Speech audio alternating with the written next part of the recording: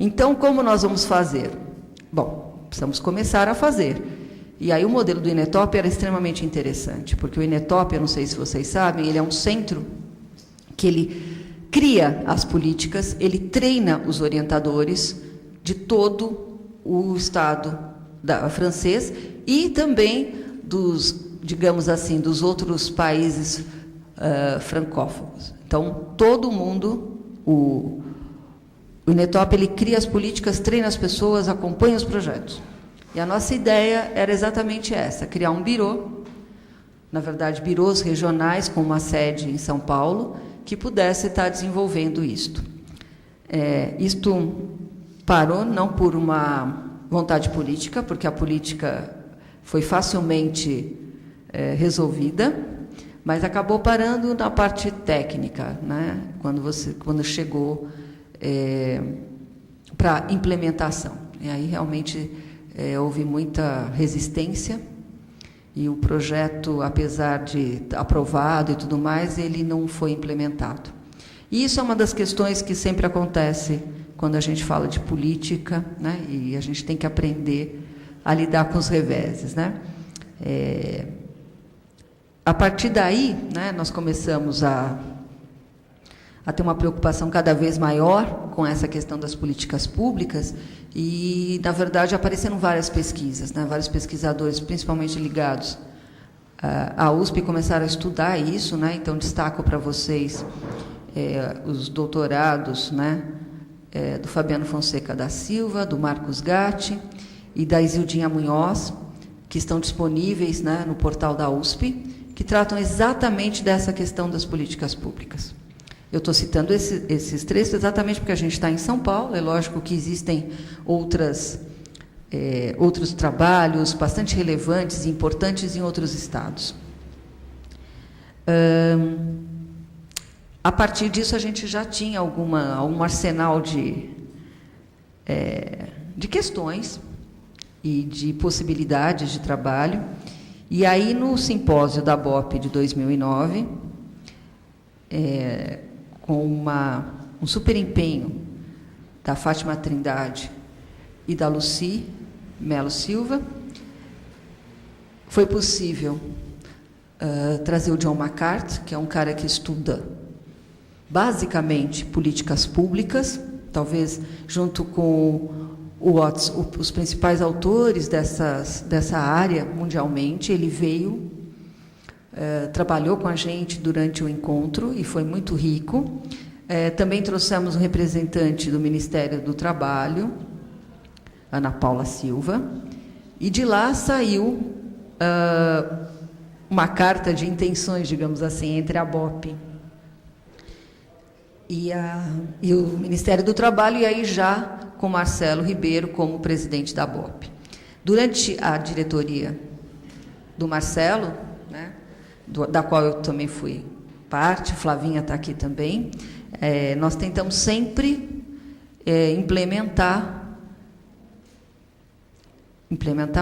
tentar implementar algumas estratégias para que a gente conseguisse chegar mais próximo de desenvolvimento de alguma política pública em orientação profissional. Por que a gente briga tanto por política pública? Primeiro, porque é a única forma da gente chegar na população em geral. A orientação ainda no Brasil, ela é muito incipiente, ela está muito restrita a alguns núcleos, serviços públicos a gente tem quase nenhum, e, na verdade, a gente tem uma série de trabalhos, uma série de pessoas aí que podem desenvolver coisas bastante importantes e acabam ficando muito restritas no seu núcleo. Para a gente chegar, né, a uma orientação profissional de massa, a gente precisa trabalhar com políticas públicas, né? Então, nós fizemos algumas ações durante a gestão. Basicamente, a gente assinou, Marcelo foi para Brasília, assinou um convênio com o Ministério do Trabalho, que ainda tem validade, de colaboração para o desenvolvimento de material, de estratégias para aplicação no Ministério do Trabalho. Porque, vejam vocês, curiosamente, em todas as cartilhas, em todos os projetos do Ministério do Trabalho estão incluídos lá, todos, sem exceção, tem uma cláusula que dispõe da necessidade de orientação profissional dos trabalhadores. Inclusive, tem alguns que têm verbas. Pois é, o problema é que entre ter as verbas e a aplicação disso tem uma distância grande. Mas o Ministério tinha uma preocupação bastante grande com isso, nos pediu várias coisas, e uma delas é assim: olha, vocês me façam um manualzinho. Mas a gente fala, mas manualzinho para quê? Então, com algumas diretrizes, algumas coisas, porque as pessoas, né, os técnicos do Ministério, eles trabalham o dia inteiro, né, atendendo pessoas, e uma das ações que se quer, principalmente nos centros, né, de referência dos trabalhadores, é que tem algum tipo de orientação, mas eles não têm ideia de nada. Bom, como vocês sabem que política a gente não pode perder tempo, né, e o prazo que eles nos deram foi exíguo, eu e o Marcelo trabalhamos, acho que uns 3, 4 meses em cima de um manual, não sei se a gente pode chamar de manual, mas algumas diretrizes. Nós fomos atrás de modelos e do que eles estavam querendo no Ministério, e conseguimos, basicamente, um material extremamente rico do que é feito em Portugal e na Espanha. E, a partir daí, a gente fez um manual para o Ministério, que está com eles. O Ministério que a gente fez gratuitamente pela BOP, que é a ideia de ter algumas diretrizes do que pode ser feito, o que essas pessoas podem desenvolver, com o compromisso de que o Ministério abrisse vaga para orientadores, que seja para fazer esse trabalho, que seja para treinar os técnicos a desenvolver trabalhos de orientação profissional com essa população, que está lá todo dia e que está lá pedindo orientação profissional. Então, isso foi feito, foi entregue, mas, como vocês sabem, teve problema no Ministério do Trabalho, vários problemas. E agora nós estamos com um novo ministro, mas que, então, mudou toda... Bom, quando muda o ministro, muda tudo e demora um tempo para as coisas se reajustarem. Então, toda vez que a gente está entrando em contato com Brasília, é sempre assim, espera um pouquinho. Mas existe aí o interesse ainda, né, desse trabalho, e é só uma questão de, digamos assim, reajustar essa trajetória. Outra coisa que a gente fez foi acompanhar, na medida do possível, todos os projetos de orientação profissional que estavam tramitando no Brasil. Um trabalho, assim, dificílimo, que o Fabiano tomou como bandeira, e nós... Sempre que a gente sabia de um novo projeto, a gente mandava cartinha, a gente lia o projeto.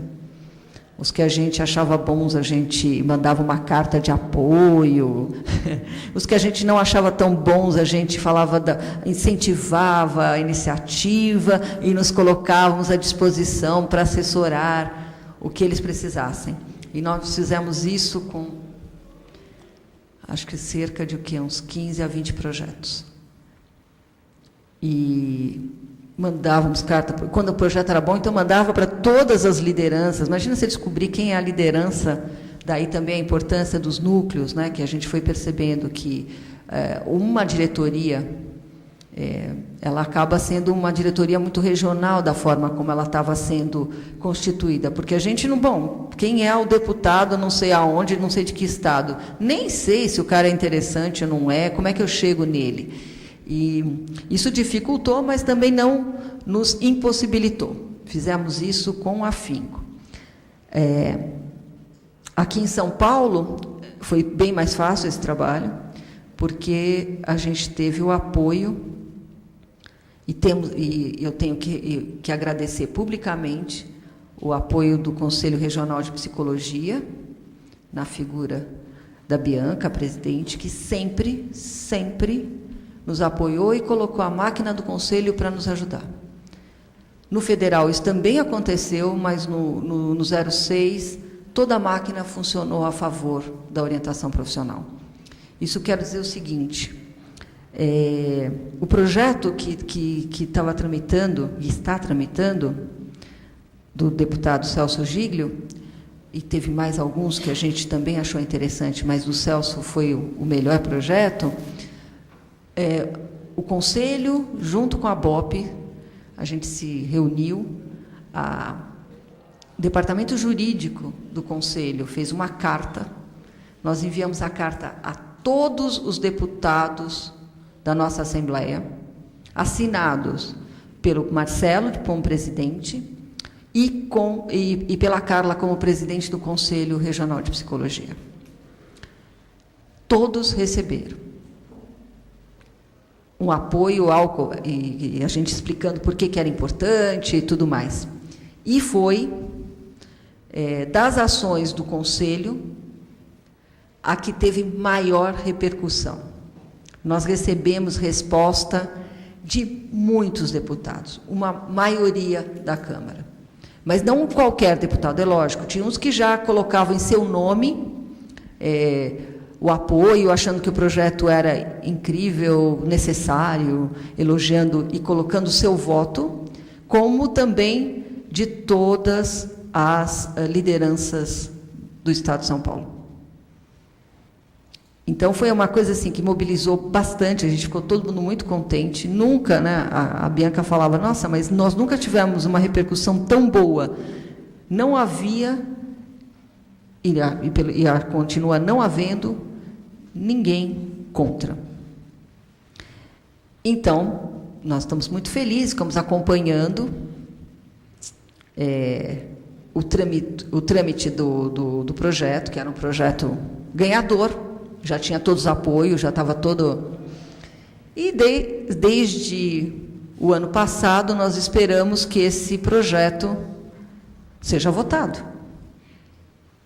E não foi, ainda não está, e possivelmente não vai estar. Né?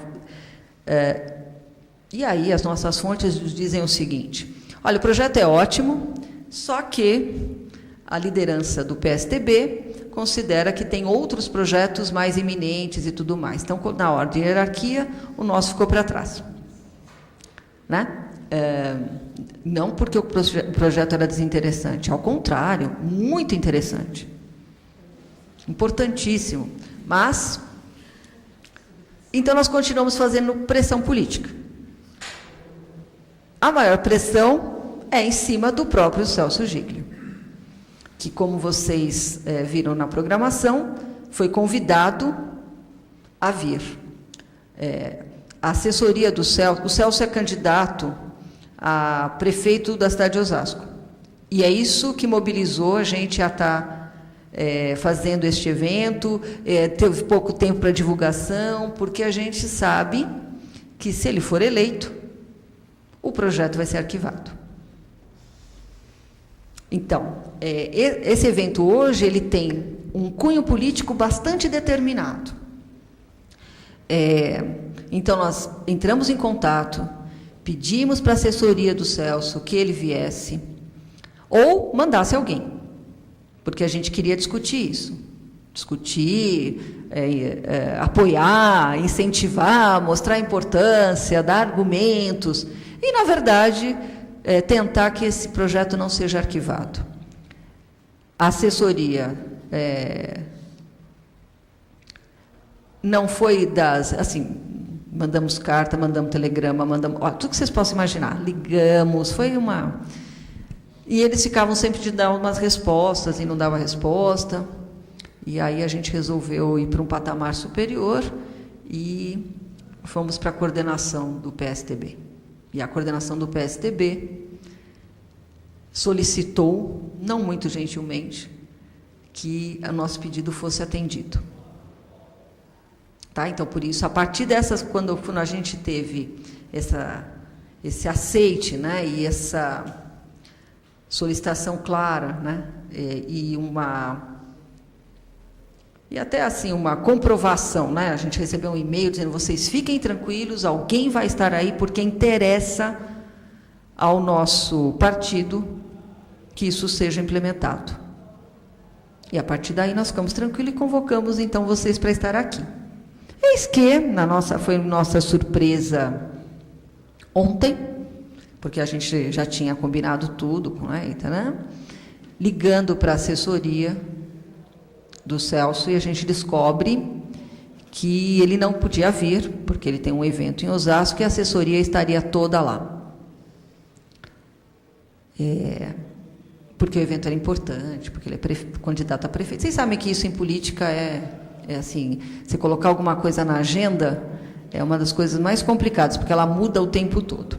Então, eles não vieram para conversar com a gente, e eu estou aqui colocando para vocês que a pressão política continua, porque agora, ontem já fizemos uma bem forte, e agora a gente vai começar a trabalhar basicamente com a coordenação do PSDB, para que, de alguma forma, esse projeto não morra. Possivelmente, né? Eu não sei qual vai ser o resultado da eleição, mas esse projeto tem que mudar de mãos, né? Porque senão, de fato, até pelo tempo que ele vai precisar tramitar, é possível que a gente perca esse bom projeto que cria orientação profissional em todas as escolas do Estado de São Paulo, sejam públicas ou particulares. E tem um avanço muito grande nisso, vocês percebem? Quer dizer, o que tem de interessante é que não é... Porque, normalmente, criar coisas em escola pública, tudo bem, eles criam toda hora e depois aí não tem verba para implementar, tem tudo isso. Mas esse projeto tem uma importância grande porque se coloca que todas as escolas devem ter. Daí, não preciso dizer para vocês, orientadores como eu, a importância da gente, de alguma forma, trabalhar para que esse projeto seja implementado. Então, aí o Celso não vai estar aqui, por motivos óbvios. Depois, assim, quem tiver interesse, o projeto está na íntegra no site da BOP. Nós devemos, provavelmente, criar alguma outra forma de pressão. Eu imagino que depois eu peço a vocês que consultem o site, a gente deve colocar lá um e-mail para todo mundo se manifestar, né? Vamos usar aí uma técnica que o Conselho Federal de Psicologia tem usado com bons resultados, que é número. Vamos encher a caixa deles de e-mail, né, pedindo para que esse projeto continue, ele tem o trâmite necessário. Falta muito pouco, viu, gente? Ele já passou por tudo que vocês possam imaginar. Ele precisa ser votado, ele precisa ser colocado na ordem do dia de votação. Para depois, é lógico, ele passar ele vai ser aprovado e depois ele passa para uma parte de implementação, como é que isso vai acontecer e tudo mais. Mas está lá, está quase. Então, e a nossa ideia, inclusive de insistir e de fazer agora, é para a gente ter um tempo hábil disso acontecer antes da eleição. Então, eu vou pedir a vocês e as pessoas que vão estar nos vendo também nesta gravação, que acessem depois a página da BOP para enviar, e aí a gente vai ver se vai enviar para a assessoria do deputado Celso Giglio, a gente vai passar para que instância a gente vai fazer essa pressão acontecer, né? Agora, isto é uma das partes do trabalho, porque, veja, muito bem, eu vou fazer toda uma pressão para que a gente tenha políticas públicas. E a gente tem feito não só um movimento no sentido político, mas também no sentido técnico, né? Quem participou do nosso congresso ano passado viu que foi a primeira vez que a gente fez um fórum, né, para trabalhar questões teóricas, que aconteceu antes, né, do simpósio. Nesse que a gente chama também de fórum, haviam 2 GTs só relacionados com políticas públicas, porque o objetivo 0 da BOP, acima de qualquer outro, é a implementação de políticas públicas. Então, a gente tinha 2 GTs para estudar isso. Estudar em que sentido? Não só do ponto de vista de pressão política, que a gente precisa fazer, mas também porque, para a gente ter uma política, a gente precisa ter gente experiente, teorias e tudo mais, para que a gente possa, de fato, não ter só um projeto que seja fantasma, né? Aqueles que, tudo bem, mas não tem gente, não vamos implementar, eu não vou ter os 10 mil orientadores, então não vou fazer nada. Então, a gente tem buscado também um aprimoramento teórico-técnico. Então, os 2 GTs trabalharam a questão das políticas públicas, e a gente teve um outro GT que foi extremamente interessante, né? Eu e Luciana estivemos nele, e outras pessoas que estão aqui participaram desse GT, basicamente trabalhando a questão da educação, né? Que é o outro foco. E o que a gente tem, enquanto diagnóstico, é extremamente curioso. A orientação profissional brasileira, ela tem algumas características nas escolas, e daí as falas que a gente vai ter em seguida, de Luciana Valori e da Cecília Vardi, para a gente saber, né, apresentar para vocês um diagnóstico do estado da arte dos trabalhos de orientação profissional em escola. Por quê? Porque se a gente tiver uma política pública, que tipo de trabalho vai ser desenvolvido na escola? Mesmo que a gente seja mais político e diga, não, a gente não vai dar uma diretriz apenas, que isso, de fato, a gente não vai estar dando, mas existem teorias no Brasil, existem práticas que podem servir de base para uma política. Será que esses trabalhos isolados, eles têm consistência, eles têm validade, se a gente vai pensar e implementar isso, por exemplo, nas 10 mil escolas públicas do Estado de São Paulo? Será que a gente tem teorias, né, de trabalho em escola no Brasil? O estado da arte as meninas vão contar para vocês. E é importante também frisar todo um movimento, e aí da ABOP, capitaneada pela Luci, né, Melo Silva, que na busca de intercâmbios, de conhecer projetos, né, de entender o que se faz em termos de orientação profissional em escolas em outros países, o que a gente chama de educação para a carreira. E aí, quem tiver interesse de estar entendendo um pouco do que se faz aí no resto do mundo, é importante dar uma lida na tese da Isildinha Munhoz, que está no portal da USP, e que está preparando aí um trabalho para a gente publicar no nosso site também, para todo mundo ter acesso. Na revista da BOP tem vários artigos que falam sobre isso, e acho que vale a pena dar uma lida. Então, nós temos aí, esse evento de hoje, ele tem esse duplo sentido. Tem um sentido político, de marcar uma posição, de que nós queremos e nós estamos brigando por ter políticas públicas, e, por outro lado, a gente começar ou continuar uma discussão que já começou no GT e que vai continuar com outras ações. Então, em termos de políticas públicas, esse fórum, ele veio para a BOP a partir da sugestão da professora Ivete Pirra Lema, na Assembleia Geral da BOP o ano passado. Ela disse que a USP podia continuar com o fórum, mas que o fórum devia ser uma ação da BOP, que foi plenamente incorporada. Então, nós estamos fazendo este encontro, já temos outro marcado na segunda mostra, né, no grande evento da psicologia este ano, que vai ser em setembro. A nossa ação, né, todas as associações ligadas à FEMPB vão ter 2 horas num dos anfiteatros para algum tipo de evento, e o nosso já está determinado, vai ser um outro encontro do Fórum de Políticas Públicas, porque a gente considera que sejam vitais.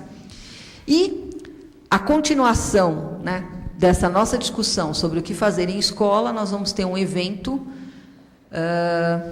dia 27 e 28 de outubro, que vocês vão ficar sabendo mas já está confirmado, em que a gente vai estar discutindo orientação profissional em escolas. O evento vai se chamar o seguinte, olha, veja que bonitinho, Simpósio, Orientação Profissional em Escolas, 2 pontos, muito além da feira de profissões, porque é isso que a gente quer. E já temos confirmadas algumas pessoas que vão estar entre nós.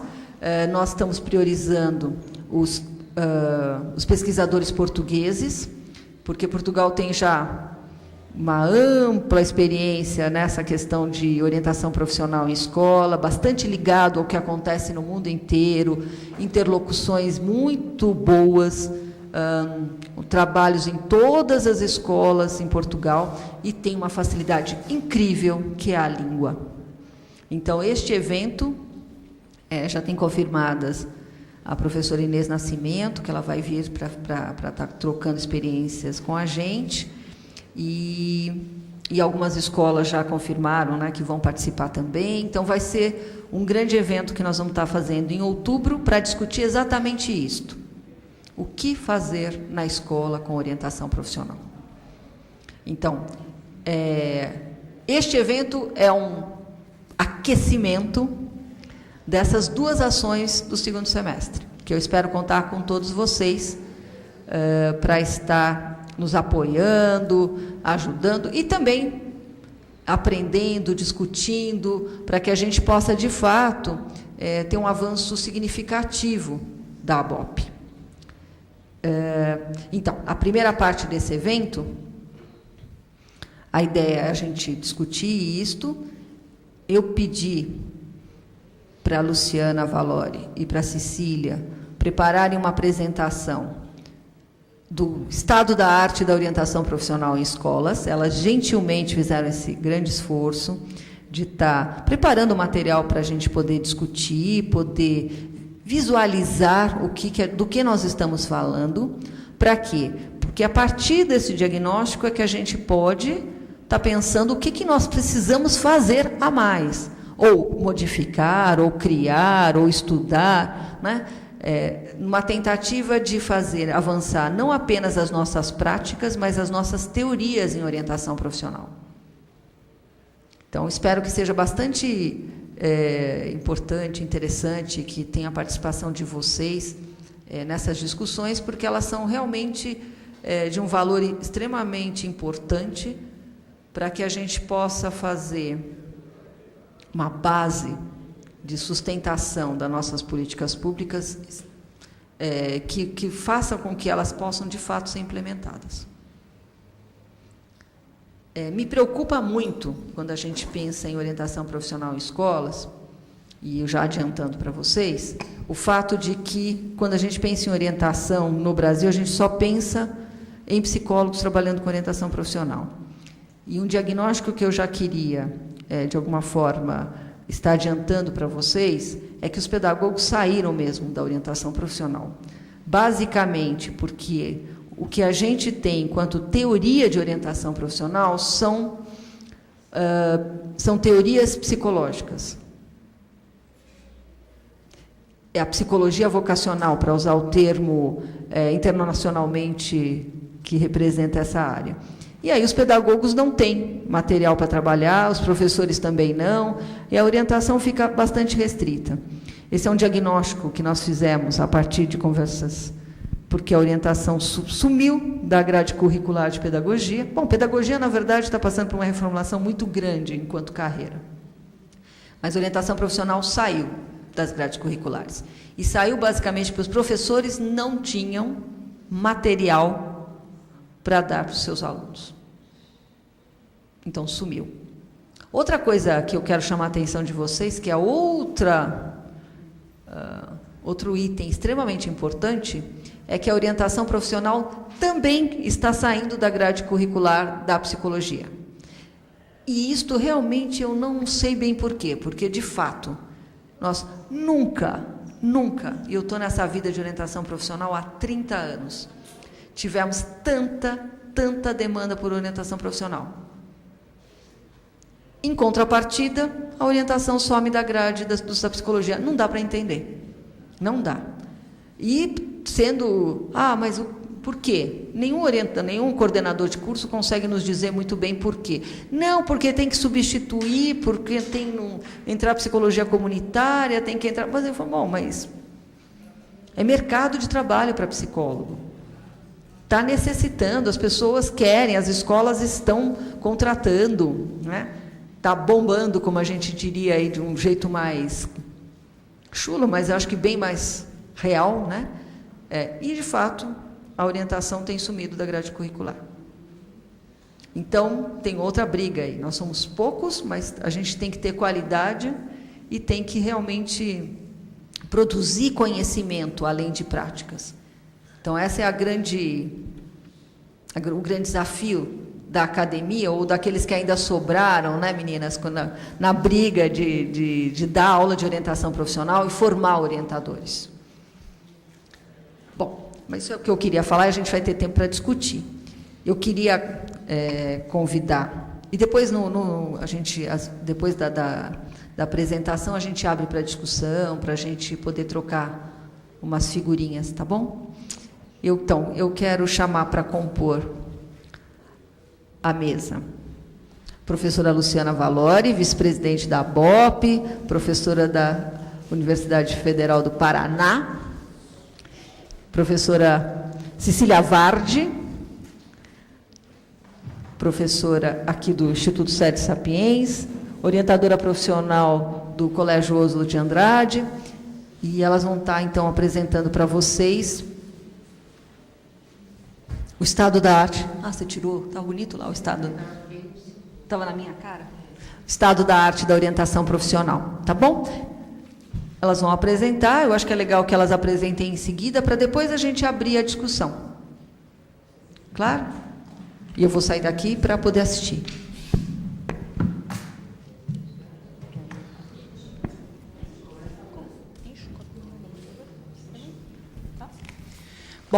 Bom dia a todos. É um imenso prazer e uma tremenda responsabilidade, né, ouvir da nossa presidente, hein, Cissa?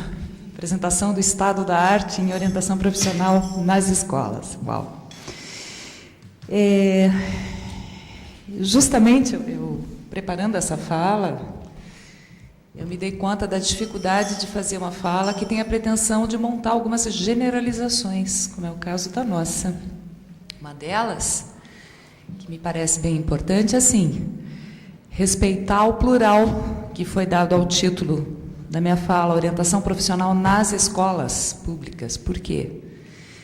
Porque, pro forma, a gente vai falar de escola pública, mas se pensar na imensidão do nosso país e se pensar mesmo dentro do mesmo município, a diversidade de instituições que compõem a rede pública de ensino brasileira, é muito complicado a gente pensar que existe só um tipo, né, de escola pública. Então, acho que um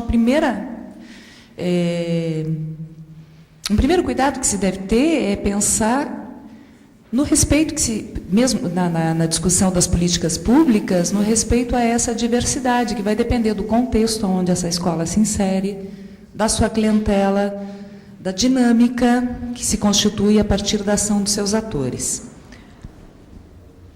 Por outro lado, em que pese essa singularidade no tipo de escola pública, existem semelhanças, e é delas que eu vou tentar falar, até para poder situar um pouco a ação do orientador profissional. E me parece que quando a gente fala de orientação profissional no contexto educativo, em alguns aspectos, falar de escola pública ou de escola particular não faz assim tanta diferença. Cecília vai comentar, depois vai falar especificamente da escola particular, mas em alguns aspectos, sobretudo, assim, a minha experiência profissional ela é muito mais voltada à escola pública, ao ensino público, porém, tenho contato também com jovens do ensino particular. E a gente observa que as dificuldades em relação ao processo de escolha, a inserção da orientação profissional nas escolas, quando existe, ela é muito próxima, ela é muito semelhante, as demandas que se criam em relação ao OP são muito próximas nos dois contextos. Então, aquilo que a Conceição falava antes, do projeto que abarca tanto escola pública quanto escola particular, Extremamente interessante, porque às vezes quando a gente pensa em política pública, a gente pensa que se destina exclusivamente ao contexto das camadas populares desfavorecidas, então das escolas públicas. E eu acho que a gente pensa num compromisso da coletividade com o tema. Então, não só a orientação profissional atingindo uma massa, atingindo um público maior, mas a orientação profissional como um compromisso e um ideal que norteia uma sociedade. Eu acho que isso é uma coisa que precisa mudar urgentemente. Bom, e aí, também pensando nas dificuldades das generalizações, pensar assim, falar em orientação profissional, como se só existisse uma, né? Quando, na verdade, como falava Conceição, as teorias, as diferentes práticas, é difícil generalizar. Porém, nós temos uma identidade, eu acho. Senão não teria a Associação Brasileira de Orientação Profissional. E me parece que essa identidade, ela passa muito pelas diretrizes que norteiam a nossa ação. Pensar em orientação profissional não mais como uma mera aplicação de um teste que vai subsidiar uma escolha de curso no ensino superior. Pensar a orientação profissional como algo que está envolvendo um planejamento de vida, planejamento de carreira, né? Então, acho que isso faz com que a gente possa falar de uma orientação profissional, um objetivo da democratização do acesso à orientação profissional. Tem uma série de coisas que nos permitem falar de uma identidade em comum, apesar da diversidade teórica. Por fim, a minha última preocupação, meu último cuidado, tem a ver com generalizar uma experiência prática, que, no caso, o que eu posso trazer para vocês? A minha experiência ela é geograficamente localizada. Ela se dá no município de Curitiba. De uns 2, 3 anos para cá, com o auxílio da minha grande parceira Andréa Knaben, que está aqui no município do Litoral do Paraná, com escola pública, basicamente, e ensino médio, tanto regular quanto técnico, profissionalizante, e ensino superior. Eu sou supervisora de estágios de psicologia, é importante dizer isso. Eu dificilmente estou fazendo um atendimento em orientação profissional, eu diretamente. Eu supervisiono estágios, monografias, algumas dissertações de mestrado na área. Então, já no fórum do ano passado, pude perceber algumas diferenças com relação à própria inserção da orientação profissional no contexto escolar. Como é que ela acontece em Curitiba, como é que ela acontece em São Paulo, né?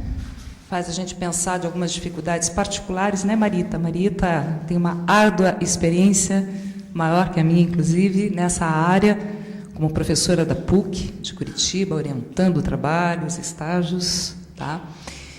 Por outro lado, assim, ao mesmo tempo que eu me dava conta da especificidade do lugar, da localização, e que também tem a ver com a especificidade do que é a orientação profissional em Curitiba, em termos de formação. A gente não tem cursos de especialização, não obstante tentativas heróicas de montar só de formação. Nós temos, eu acho que uns 11 cursos de graduação de psicologia agora no Paraná, né? E desses 11, até onde eu tenho conhecimento, são 4 que ofertam a disciplina, ou dentro da disciplina psicologia escolar, ou dentro da área psicologia educacional. No caso da Federal do Paraná, eu leciono uma disciplina de orientação profissional, que antes era obrigatória, agora virou optativa, estou lá brigando para que se torne obrigatória. Então, claro, dependendo das agências formadoras, não que só existe OP onde existe universidade, não é isso. Mas dependendo da possibilidade que a gente tem de multiplicar essa ação, a gente tem um raio de ação muito maior. Então, aí está um primeiro desafio, como pensar essa multiplicação de orientadores profissionais.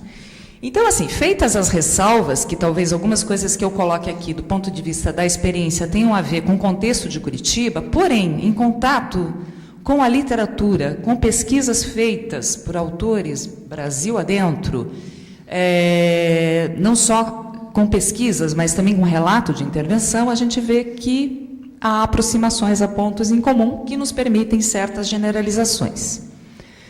Então, vamos lá. O que eu posso falar para vocês da orientação profissional na escola pública? E que eu estenderia um pouco e diria assim, o que tem sido feito em orientação profissional com jovens oriundos das camadas populares? tá? Não necessariamente se dá no contexto da escola pública. Não me parece incorreto dizer que o campo que mais cresceu na orientação profissional, tanto no âmbito da pesquisa como da intervenção, é o da escola, do contexto educativo, da escola pública e também daquilo que a gente chama de jovens em condição de vulnerabilidade social. Então, não sei quanto disso vocês têm de contato com a literatura na área, mas a gente tem relatos e apresentações de trabalho em congressos, né? E acho que uma preocupação, isso, claro, não se dá por acaso, eu acho que tem a ver com toda uma discussão da psicologia, enfim, da profissão que a gente está fazendo, quem seria o nosso público, enfim, para onde caminhar. Então, toda uma preocupação com essa psicologia que atende interesses mais amplos da sociedade. Aí eu vejo que, no campo da pesquisa, nós temos diversos trabalhos voltados ao quê? À investigação das demandas, das necessidades desses jovens do ensino público, tá? Daquilo que a gente vai chamar de comportamento exploratório vocacional, do quanto esses jovens, né, estão desenvolvendo esse comportamento de exploração do ambiente ou de exploração de si. A gente tem pesquisas envolvendo a questão da maturidade para a escolha e demandas da orientação profissional, o clássico trabalho do professor Marcelo Ribeiro, né? Com que finalidade? Se ele fazer esse levantamento das demandas e de qual é a característica dessa população para pensar justamente que teorias nós temos, que modelos de intervenção nós temos, quais são os desafios para se trabalhar com essa clientela da escola pública.